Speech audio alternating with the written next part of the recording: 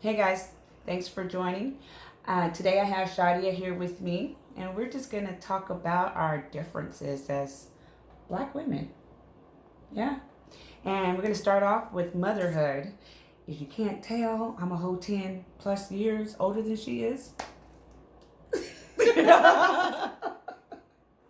And so I've already went through the whole parenting journey and had all my bumps and bruises and all of the good stuff, and she's still starting out and starting her little family and everything, and the only advice I could really give to her as a mother is we need support. We need a support system. We don't always you don't do it right. Your child's gonna hurt. You're gonna hurt their feelings. It's at what level you want to go with that.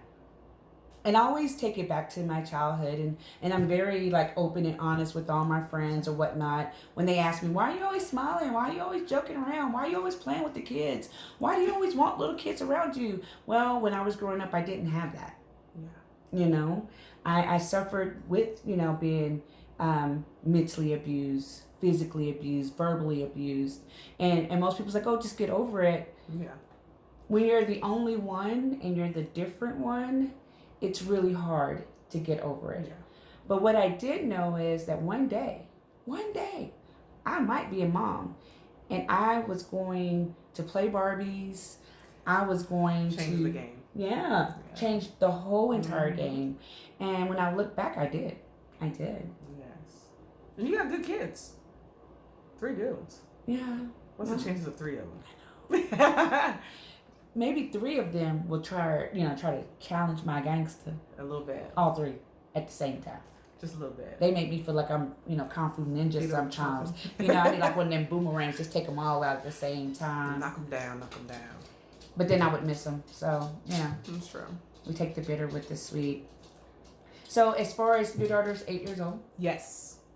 And what are some of the challenges you have faced up until now, like dealing with how you were raised versus how you're raising her?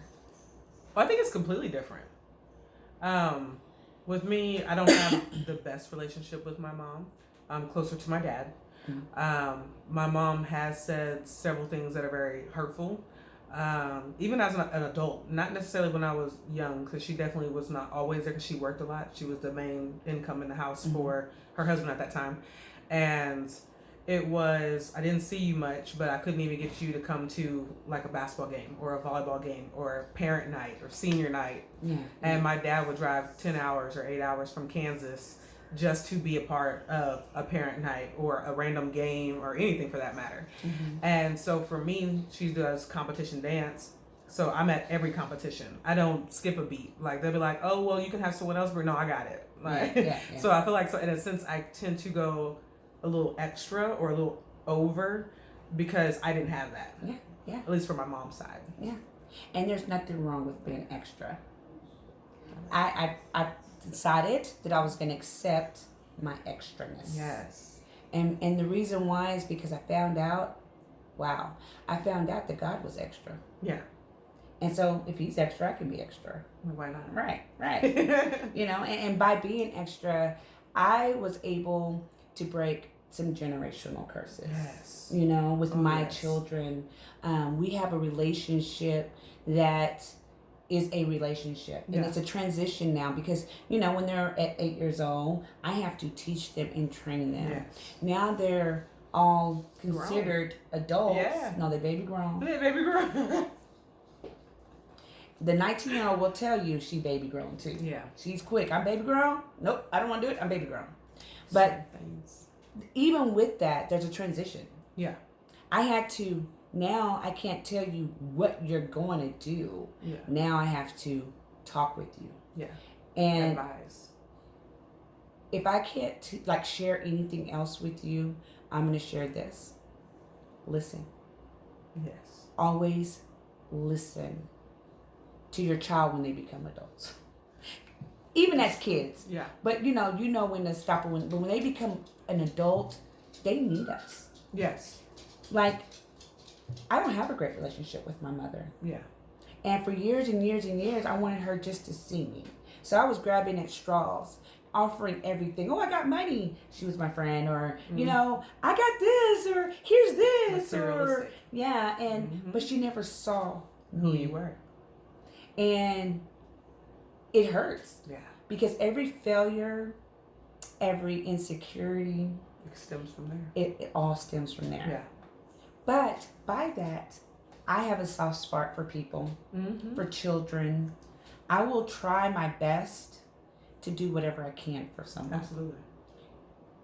And there's been moments in my adult life that it wasn't the person's fault of why I got like, okay, I just got to cut myself. But it was something that was done that would strike that match that would remind me of something that my mom had done. Yeah.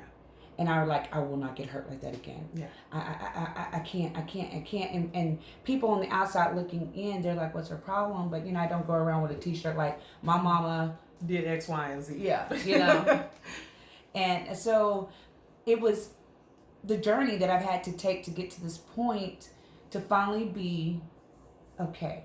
Yes. When I say that saying, give it to God, let it go, yes. Give it to God. I was hearing that, I'm like, God, I've been giving it to you. Like, how many times I got to give it to you? Like, help me. And he said, as many times when you stop taking it from me. Because he would always separate me from the situation, and months would go by, years would go by, and I'd be like, I'm gonna reach. I'm gonna go. Yeah. I'm gonna be different. You're going to reach out. I'm gonna be different. I'm not gonna complain. I'm not gonna voice my opinion. I'm just gonna go with the flow, and whatever they want, I'm just gonna say okay because I wanted a family. Absolutely. And then being in church showed me that if your truth is your truth, yeah, God knows the truth. Yes.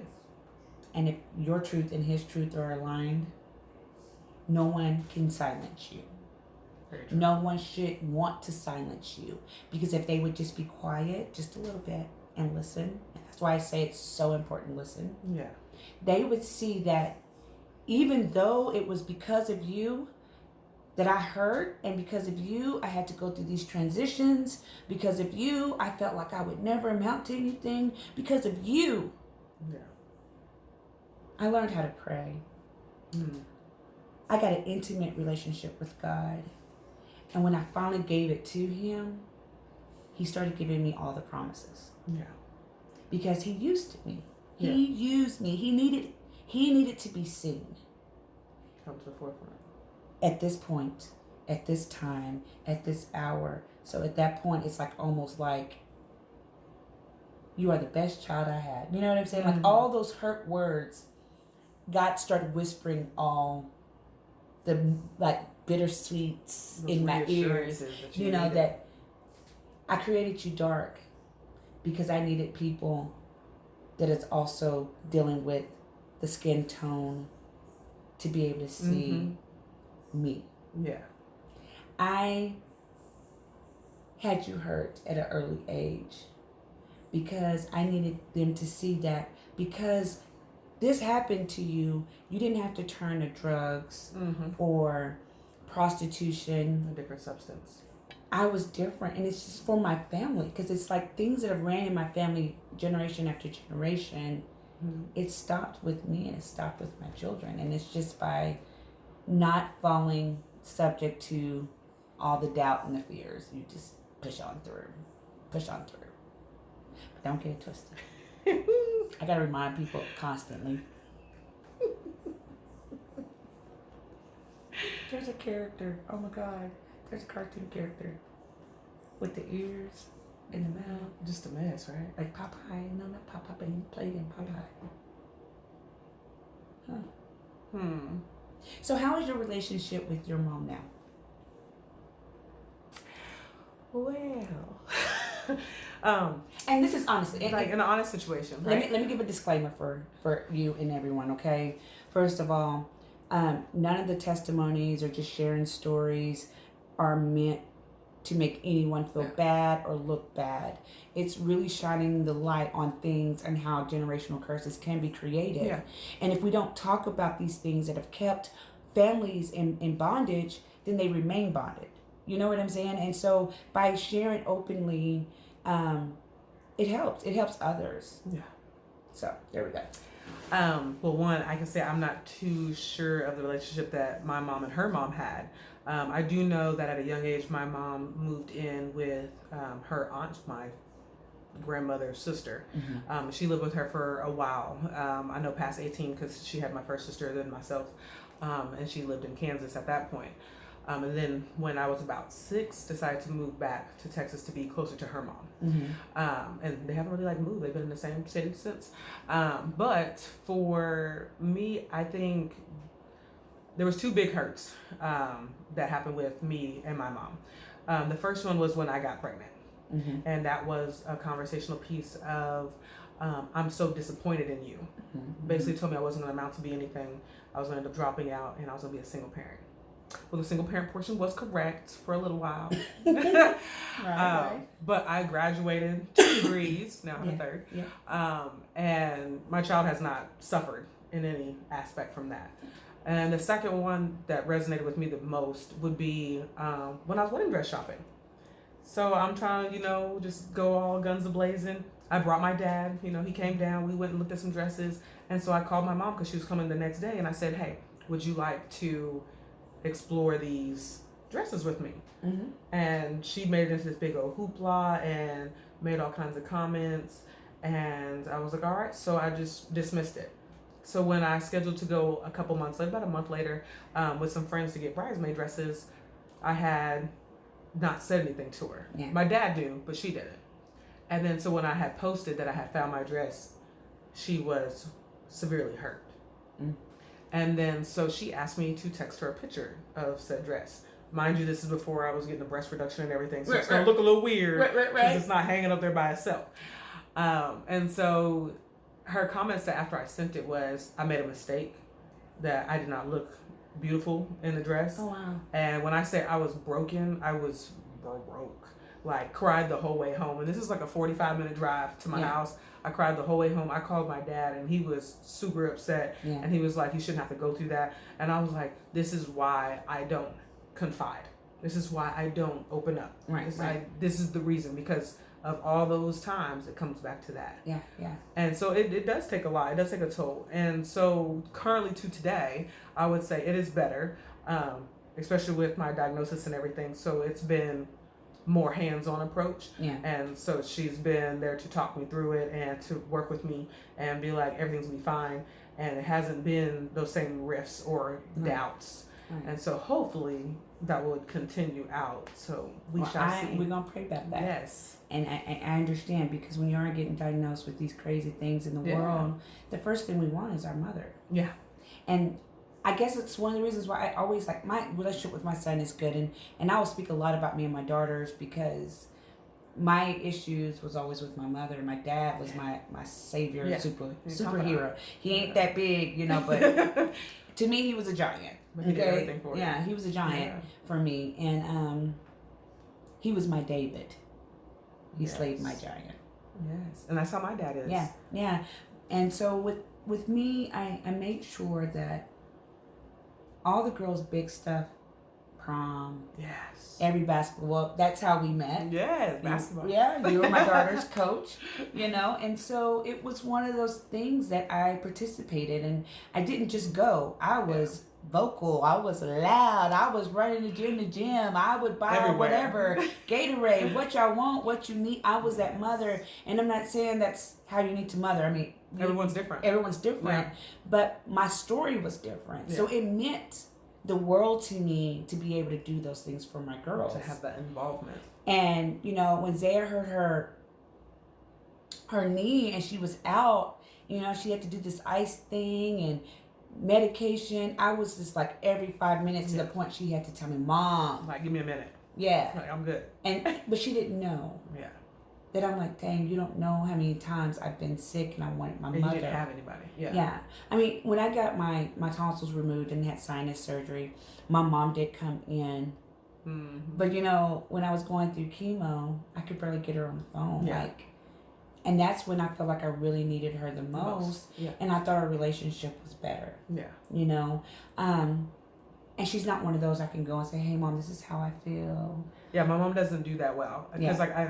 like most of my sisters don't have like the best relation. There's 3 of us, Yeah. and for like my little sister, she breaks down different, and she has different outlets. My older sister, she's been in and out of bad situations, and for her, I even try to be her voice. Yeah. And I was like, Mom, do you think that she acts this way because of X, Y, and Z? And then she just does not want to hear it. Nope. Like, absolutely not. That is not a thing. I don't know why y'all bringing that up. And then goes on a rant, and I just feel like I tried. Okay, I want to intervene again because you know what? And just depending, I want to make sure people know your mother is Caucasian. Yeah, my mom's white. Yeah, white. white. Yeah. Like, woo, white. Yeah. Okay, and my mother's black, and you're telling me these stories. It's very similar. It's very similar. Yeah. You know, once again, color has nothing to do no bias. with the hurts or anything, and we need to really get away from all the division we have in this country because it doesn't matter. You know, white women can be just as crazy as blacks. All right. Facts. Yeah. Big facts. Yeah. You know, and then I'm like both of them, so I'm like a little extra crazy. Yeah. We're gonna pray for your extra baby. No, I'm joking. I'm not that bad, y'all. I promise. Yeah. You're not that bad. But you know, my mom, same thing. Is like I can't go to her and say, "Mom, this hurt me." The first thing she says is, you know, I don't want my past. You're always throwing up my past. Yes. Or her thing is color. I don't know what it is. All my life, she's made me feel bad about my skin. And then now that I've gotten past that, it doesn't bother me because I be like, girl, I'm a smooth, I love a smooth chocolate. I'm just saying. glass of chocolate milk, okay? Smooth chocolate's everything. I quench thirst. But when I got past that, and now it's you wish I was a different color, mother. Why? Or I'm the wrong color. And I'm like, what does color have to do with it? Yeah. And so the conversation never goes anywhere.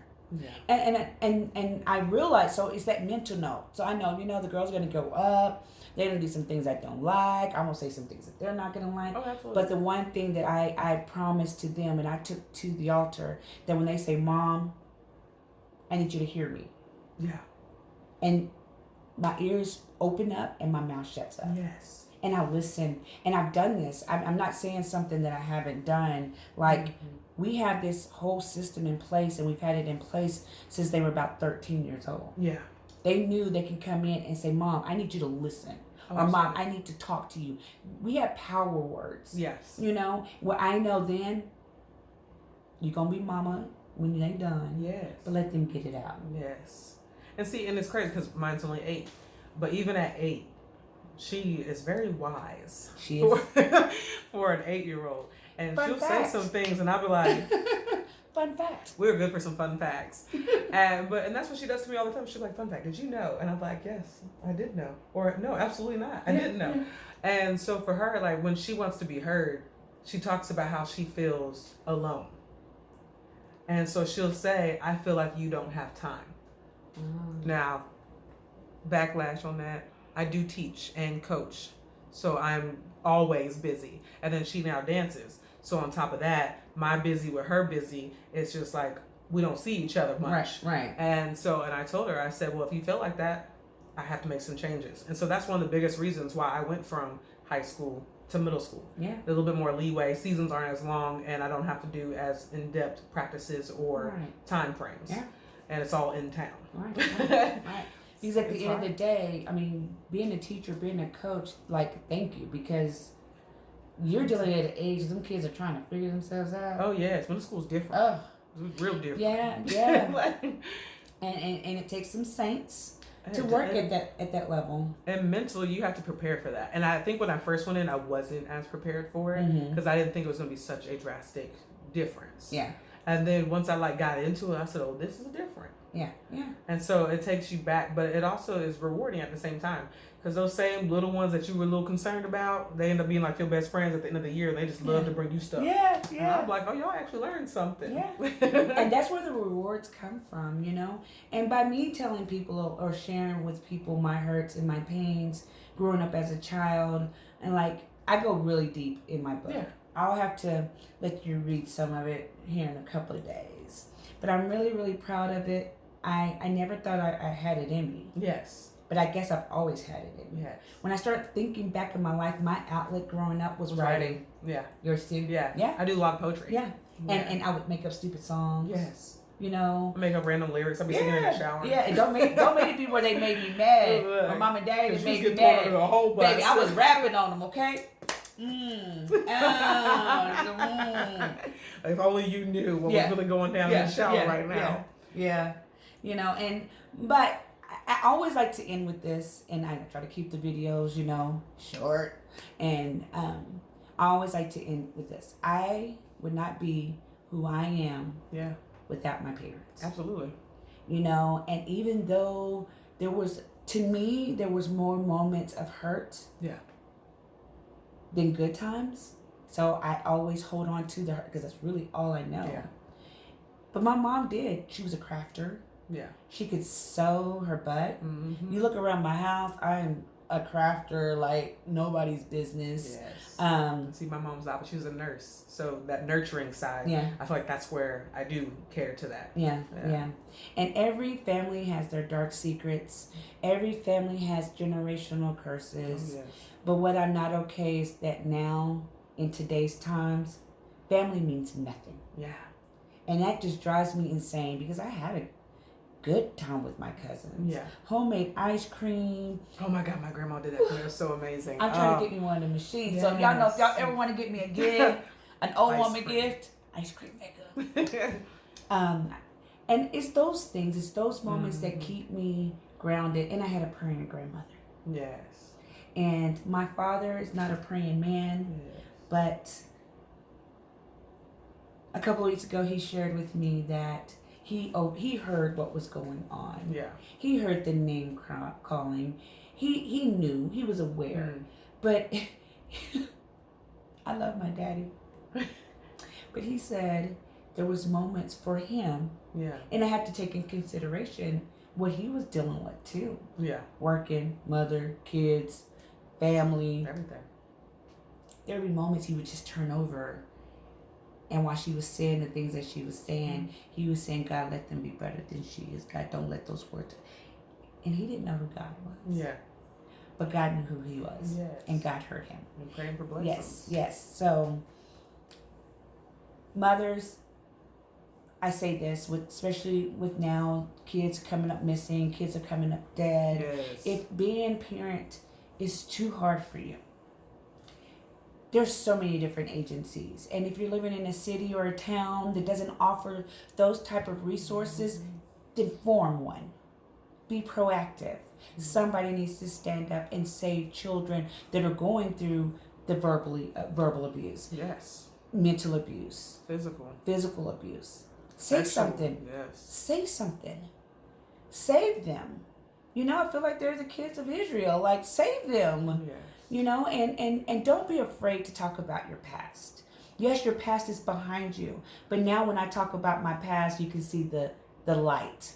I posted up on Facebook, weeping may come during the night, but joy comes in the morning. Yes. And I feel like all that hurt was my night. Yes. And now that I'm talking about the night that I went through, it's beautiful. Yes. And it gives you a different power. Yes. Like the inside of it, you now know, like, it's okay. Like, I went through this, but there is a different light. Yeah. And so find that light. That's the biggest part. Yeah. Absolutely. And then there's some people, don't get it twisted. There are some people that I would like to just go around with the camera and through my house, my yard. Everywhere. And be like, look what God, they bought me, because Okay, he loves me. But that's petty, and I'm not petty. All I can say is that if you see something in me that makes you want to talk bad or down about me or about anybody, then it's time for you to self-examine your heart. Self-examine your life. And start being happy. And you're happy by being good to people. Yes. But thank you. Yes, ma'am. And we'll have many, many more videos together, but we have Sleepy Man. Oh yeah, he'll be sleeping. Looking like Grandpa from the Grandpa. Okay, Grandpa. All right, I think it's time for us to end. He's like, no.